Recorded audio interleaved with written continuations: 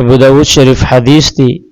حضرت عائشہ صدیقہ رضی اللہ عنہا فرمائی چې زه د نبی علیه الصلاۃ والسلام سره په سفر کې ما د نبی علیه الصلاۃ والسلام سره پیاده منډه وواله، نو زه په منډه کې د پیغمبر پاک نه مخکې شوم. بیا څه وخت پسې زما وجود لږ دروند شو، یعنې وجود مې غټ شو، نو ما ورسره بیا منډه وواله، نو په دې ځل رانه پیغمبر پاک صلی الله علیه وسلم مخکې شو. دوی راته وفرمیل هذه بتلک السبقه، دا زما مخکې کېدل د هغې ستا مخکې کېدلو په مقابله کې شو. یعنې مخکې رانه ته په منډه کې مخکې شوې، مقابله دې وګټله، او اوس درنه ما مقابله وګټله، نو بس سر په سر شو. د نبي علیه الصلاۃ والسلام خوش اخلاقي او د خپلو بیبیانو سره نرمي وه چې د خپل بیبي سره منډه وهله. د بخاري شریف حدیث دی.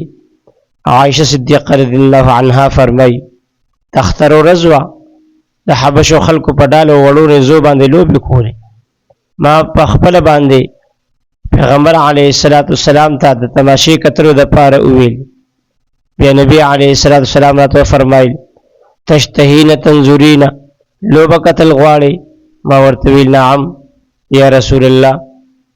اوی د الله رسوله نبی علیه الصلاۃ والسلام زه خپل شاته په داسې اندازه باندې ودرولم چې زما مخ د هغوی په مخ باندې و، یعنې خپل سر مې د نبی علیه الصلاۃ والسلام په اوږه مبارکه باندې داسې کېښود چې زما مخ د هغوی د مخ سره یو ځای شو.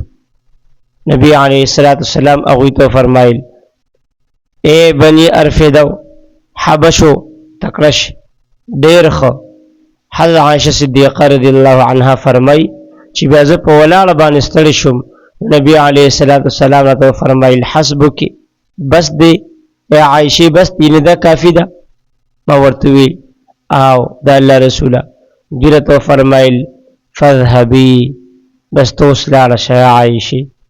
دې د عایشې بیبي سره ډېره مینه هم کوله.